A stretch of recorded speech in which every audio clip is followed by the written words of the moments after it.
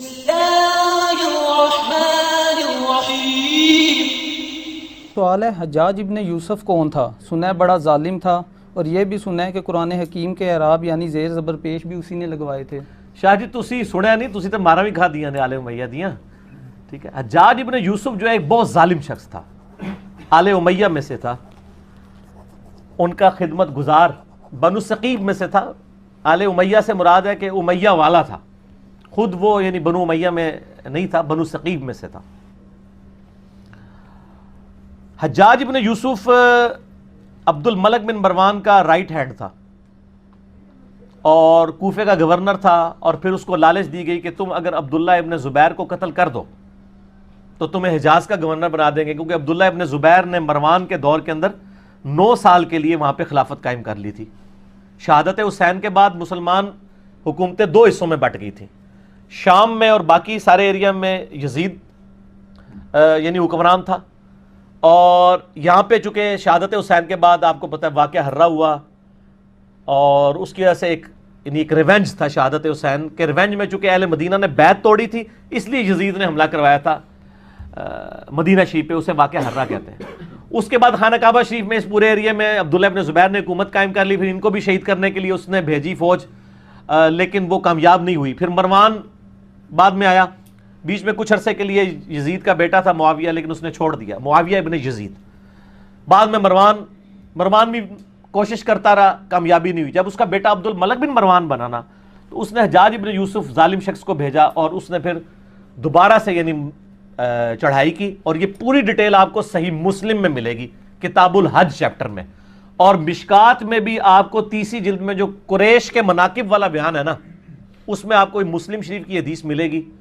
ایک حدیث یہ ملے گی کہ نبی علیہ السلام نے فرمایا بنو ثقیف میں ایک کذاب اور ایک ظالم شخص پیدا ہوگا، ایک کذاب اور ایک ظالم۔ کذاب کے بارے میں یعنی لوگوں کا دعویٰ ہے مختار ثقفی، ہمیں کوئی دلیل نہیں ملی، ترمذی سے ایک لے کے آتے ہیں، لیکن وہ امام ترمذی نے کہا ہے کہ کہا جاتا ہے، کہا تو بہت کچھ جاتا ہے، سند بیان نہیں کی ہے۔ بہرحال اسما بنت ابی بکر سیدہ عائشہ کی جو بڑی بہن تھی، انہوں نے کہا کہ یہ جو بنو ثقیف کا ظالم ہے وہ حجاج ابن یوسف ہے، یہ صحیح مسلم میں، اور پوری حدیث مسلم شریف میں مشکات میں 30 جلد میں آپ کو ملے گی پوری ڈیٹیل حدیث، کہ عبداللہ ابن زبیر کو اس نے شہید کروا دیا، اور مکے کے دروازے پہ اس نے ان کی لاش ٹانگ دی عبرت کے لیے، نعوذ باللہ، صحابی رسول کی، عام صحابی نہیں، صحابی رسول کا بیٹا، اشرف مبشرہ حضرت زبیر کا بیٹا، حضرت عائشہ کا بھانجا اور سیدہ اسما کا بیٹا۔ اور یہ وہ شخص ہے، بخاری شریف میں آتا ہے کہ جی کفار مکہ کہتے تھے کہ ہم نے بندھن کر دی، یہ مسلمانوں کی اولاد نہیں ہوگی۔ پہلا بچہ جو پیدا ہوا وہ عبداللہ ابن زبیر تھے۔ نبی علیہ السلام نے اپنے مبارک ہاتھوں سے ان کو گھٹی دی تھی کھجور کی، یہ گھٹی دینا بھی سنت ہے، صحیح بخاری میں آتا ہے، یہ عام بندہ نہیں ہے۔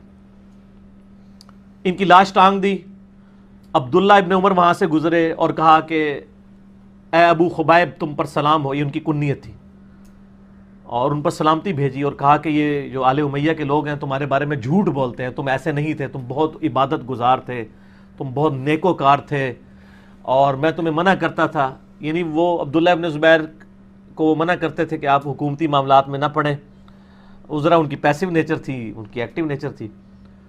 تو بہرحال یہ وہ پڑھ کے چلے گئے وہاں سے، تو بعد میں حجاج بن یوسف کو کسی نے بتایا کہ عبداللہ بن عمر نے تو بڑے تعریفی کلمات، یہ لادہ بات ہے، حجاج بن یوسف نے بعد میں عبداللہ بن عمر کو بھی قتل کروا دیا۔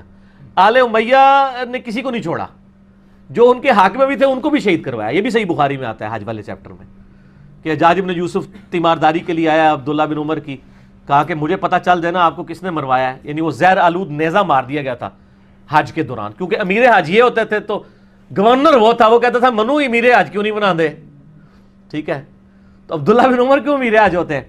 تو عبداللہ بن عمر نے فرمایا میرا قاتل وہ ہے جس نے احرام کی حالت میں آلات جنگ لانے کی اجازت دی ہے، یعنی تو اب ڈائریکٹ تو نہیں کہہ سکتے تھے نا، ظالم آدمی تھا، تقیۃً انہوں نے ایک بات کی، میسج کنوے کر دیا۔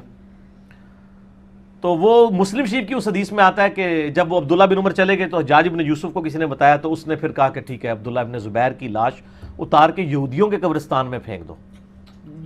یہ وہ لوگ ہیں سر، یہاں لوگ آل امیہ کانفرنسز کروا رہے ہیں، یہ صحابہ کی لاشوں کو ان لوگوں نے، یہ مسلم شریف ہے سر، یہ موضوعات شریف نہیں ہے، یا یہ تاریخ شریف نہیں ہے آل امیہ اور آل عباس کی لکھوائی بھی، یہودیوں کے قبرستان میں لاش پھینک دی، اور پھر یہ کہا کہ اس کی ماں کو بالوں سے گھسیٹ کے میرے پاس لے کے آؤ. یہ مسلم شریف کے الفاظ ہیں. اور ماں کون ہے؟ حضرت عائشہ کی بڑی بہن اسماء بنت ابی بکر. تو اسماء بنت ابی بکر کو جب یہ پیغام پہنچا نا تو انہوں نے کہا کہ ٹھیک ہے، میں تو ان کا جی آپ کو بلا رہے ہیں وہ، اور اگر آپ نہ آئے تو بالوں سے گھسیٹ کے. بولے اعوذ باللہ تعالی. تو اسماء نے کہا ٹھیک ہے، پھر مجھے بالوں سے گھسیٹ کے لے کے جاؤ، میں نے تو نہیں جانا. اب وہ جو آئے تھے ان کو بھی شرم آئی کہ یار حضرت ابو بکر کی بیٹی ہے، یہ عائشہ کی بڑی بہن ہے، اور عبداللہ ابن زبیر صحابی کی ماں، اور بالکل شروع میں اسلام قبول کرنے والوں میں. تو پھر حجاج ابن یوسف غصے سے خود آیا. یہ پوری ڈیٹیل مسلم شریف میں، مشکات میں بھی آپ کو مل جائے گی. آیا غصے سے اور آ کے اسماء بنت ابی بکر کو کہتا ہے کہ دیکھ میں نے تیرے بیٹے کے ساتھ کیا اشر کیا ہے. ایک ماں اس کے بچے کی لاش کو لٹکایا اتنے دنوں کے لیے، اور پھر آ کے یہ بات بھی کر رہا ہے. تو اسماء بنت ابی بکر نے صحیح پھکی والا جواب دیا آگے سے. اس نے کہا دیکھ میں نے اس کو کیسا برباد کیا. اس نے کہا حجاج تو نے میرے بیٹے کی دنیا برباد کی ہے، اس نے تیری آخرت برباد کر دی ہے. تو نے میرے بیٹے کی دنیا برباد کی، اس نے تیری آخرت برباد کر دی. تو کامیاب کون ہوا؟ عبداللہ ابن زبیر. اور آگے مسلم شریف کے الفاظ ہیں کہ اسماء بنت ابی بکر کہتی ہے کہ ہم نے رسول اللہ سے سنا تھا کہ بنو ثقیف میں ایک کذاب اور ایک ظالم پیدا ہوگا. کذاب تو ہم دیکھ چکے، ظالم تو ہے. حجاج ابن یوسف سے کہا ٹھیک ہے. اور پھر فرمایا کہ میں نے سنا ہے تو مجھے کہتا ہے کہ 2 آزار بند والی. یہ سیدہ اسماء کی یعنی آپ سمجھ لیں ایک خصوصیت کے طور پہ بیان کیا جاتا تھا، 2 آزار بند والی. تو اس نے کہا ہاں. تو ان کا تجھے پتا ہے یہ 2 آزار کیوں تھے؟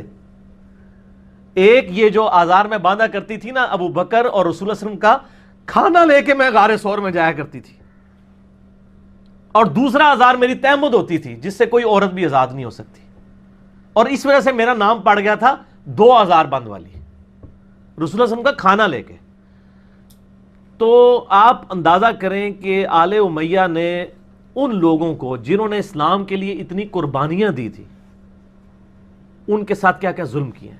صرف آل رسول کے ساتھ ظلم نہیں کیے، باقی صحابہ کی اولاد کے ساتھ بھی.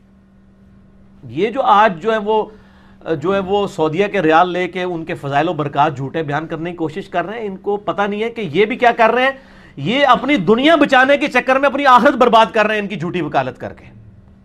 اور سر آپ کو حقائق اگر جاننے ہیں نا تو آپ یہ میرا ریسرچ پیپر پڑھیں، واقعہ کربلا کا حقیقی پس منظر 72 صحیح الاسناد احادیث کی روشنی میں اہل سنت کی مین اسٹریم کی کتابوں سے میں نے 200 روایتیں جمع کی ہیں، اکثر بخاری اور مسلم سے.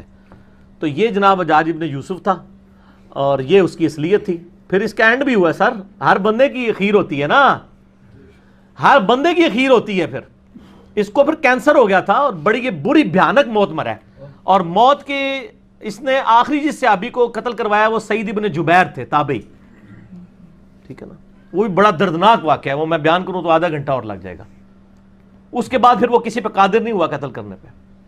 اور پھر بعد میں لوگوں نے خواب میں دیکھا ہے، ان کا مجھے روزانہ ہر شخص کے بدلے میں 1 دفعہ قتل کیا جاتا ہے، اور اس کے بارے اس سعید ابن جبیر کو قتل کرنے کے بدلے میں 100 دفعہ قتل کیا جاتا ہے جو میں نے اس کے ساتھ ظلم کیا تھا.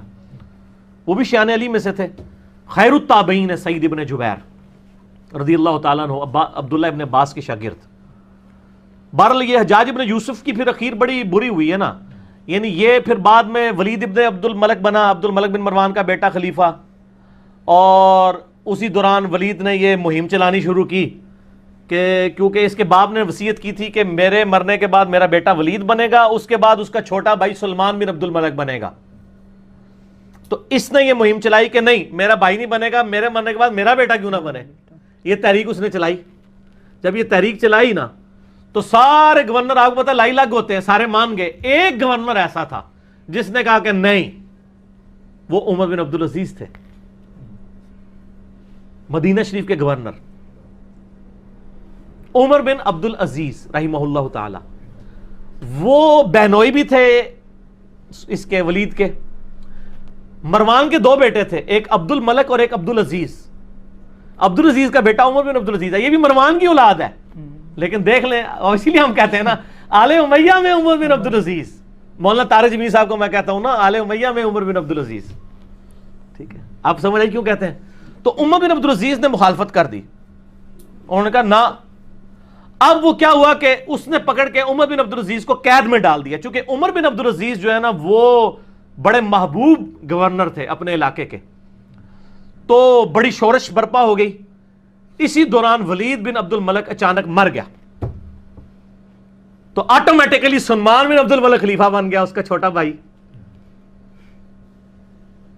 اور ان کی بہن تھی فاطمہ, وہ عمر بن عبد العزیز کی بیوی تھی. اس لیے کہتے ہیں فاطمہ سے زیادہ طاقتور عورت کبھی نہیں گزری, کہ جس کا باپ بھی 3 بر اعظموں کا خلیفہ, جس کے 4 بھائی 3 بر اعظموں کے خلیفہ, اور جس کا خاوند بھی 3 بر اعظموں کا خلیفہ.